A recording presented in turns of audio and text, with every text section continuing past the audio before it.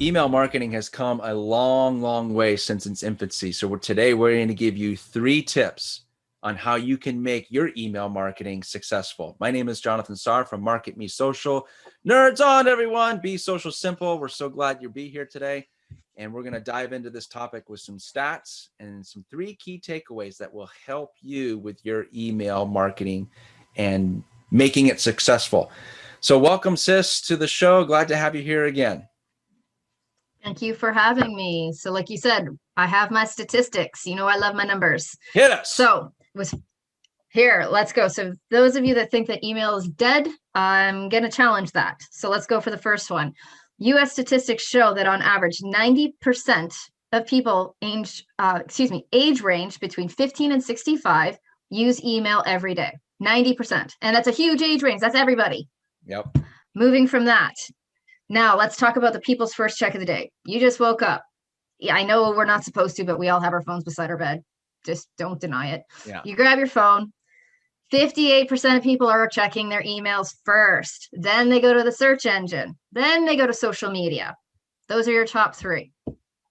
Now, drum roll, please. Let's compare it against social media. The big 3 of social media, we're talking Facebook, Instagram, and Twitter. The engagement rate isn't even 0.6% compared to an email's average open rate of 22.86% with a click-through rate of 3.71%. So based on the statistics, email marketing is clearly still very much alive, but it needs to be done properly. And that's what we're going to talk about today, Jonathan. You're going to give us top 3 tips of how to have a successful email campaign. So let's roll with number 1. How do you get the customer's email address to start? Yeah, no, good question. And hat tip to Opt-in Monster. We'll talk about them in a minute for those statistics. So they really, really set the stage for why we're having this conversation today. So some tips for collecting email addresses. So here's a few. Number 1, give them a reason. Number 2, placement. And number 3, make sure it's mobile friendly. I think those are the 3 items within that question you have to make sure that you address. So give them a reason. Don't just say, hey, sign up for my newsletter. Yay. Yeah, no energy there. Give them a reason. Like there's got to be something there. Is it a valuable resource? What are they going to get? How often are you going to send it? For our clients, we typically say sign up for our, in conjunction with other items, sign up for our weekly newsletter or our monthly newsletter. Put some descriptive components to it so it's not just a form and sign up for my newsletter. You need to go a little bit further than that. And give them something that they could benefit from. Sign up today. We're going to give you a complimentary this. We're going to give you a white paper on this. Make sure that it's placed well. So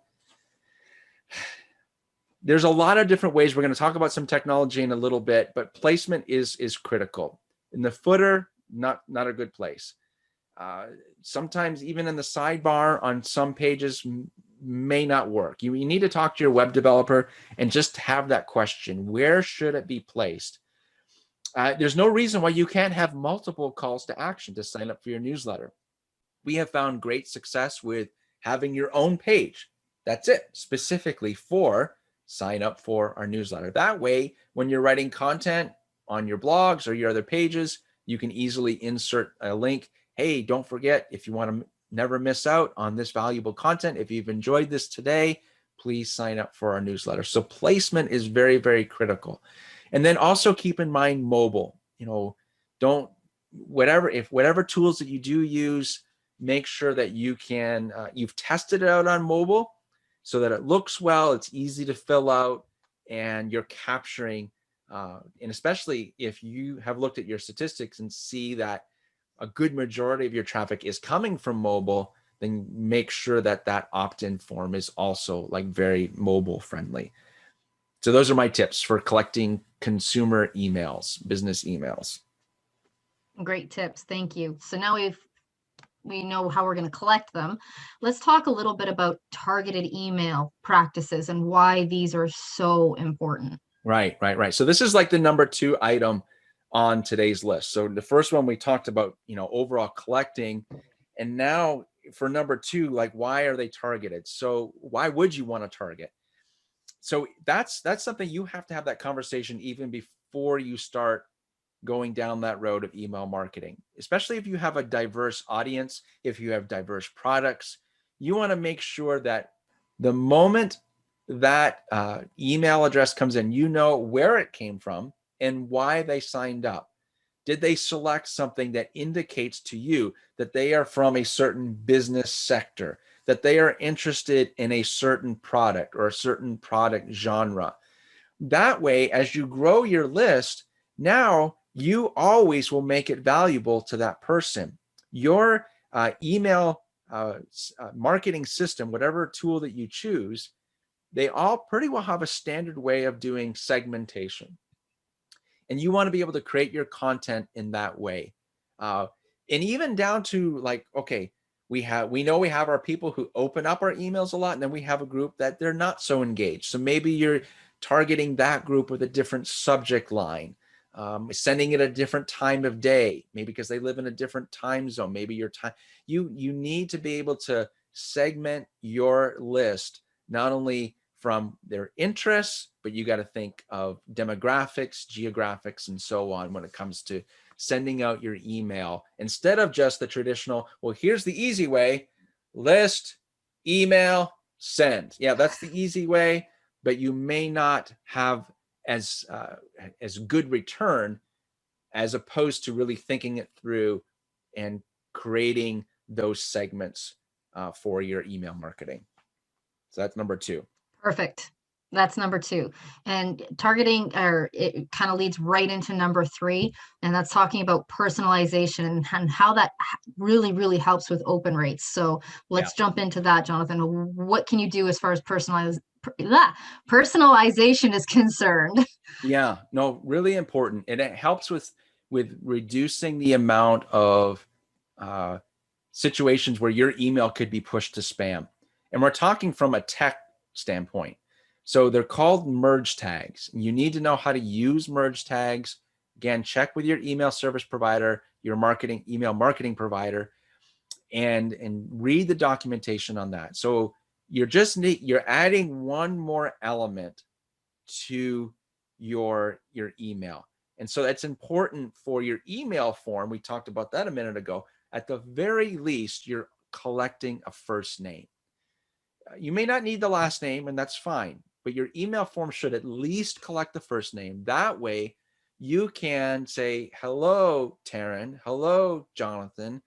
You can use that merge tag. And when you use that merge tag, it drastically reduces the percentage that email is going to be, blocked by some sort of a spam filter, because you have made it personal. So very important. You may not be able to do it in all situations. Again, we're really hitting a broad brush stroke here on this particular topic. But for our third key item, you need to know what merge tags are and how to use them properly in your email marketing. Perfect. Well, thank you very much. So just a great show. Very, like you said, broad brush stroke, but definitely 3 things that you have to keep in mind that will make your email marketing that much more effective. Yeah. Yeah. And it's a no-brainer. Like the stats that you highlighted earlier, sis, just really help us to appreciate the ROI. I think Opt-in Monster had another stat in there about, let's see, email marketing is a 4,400% ROI. So that means that every dollar you spend on email marketing could bring you a $44 return. So that's just golden. And as opposed to how much money you may be spending on pay-per-click that doesn't get you anything, or you really don't know its return, it just makes sense. And the other item I'll just add, and this will be for another show, you own it. This is your list. Facebook can go away tomorrow. Twitter can go away tomorrow. And then all of those followers that you're depending on, where do they go? So this is yours. So you need to be always building your email list because as your stats highlighted, Sis, earlier from Opt-in Monster and other tools too share very similar data.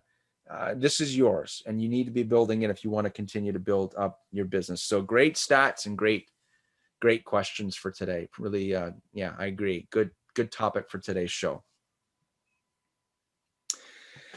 So, whew, man, that took my breath away for a minute there. So, hey, everyone, just, we're going to have more shows on this topic. So this just begins on, is email marketing dead or alive? Well, I think in just a few minutes, we've showed to you that it is definitely alive and kicking, and you need to be investing time in it. So thank you for being here today. Thank you, Sis, for helping put together the show for us today and producing it. My name is Jonathan Saar from Market Me Social. Be social simple, everyone. Nerds on. Be sure to connect with us. Look at the show notes. I'm on Clubhouse at Jonathan Saar, and you'll see other ways you can connect with us in the YouTube show notes. Don't forget to hit that subscribe and thumbs up button. We appreciate your support. Until next time, we'll see you guys soon. Take care.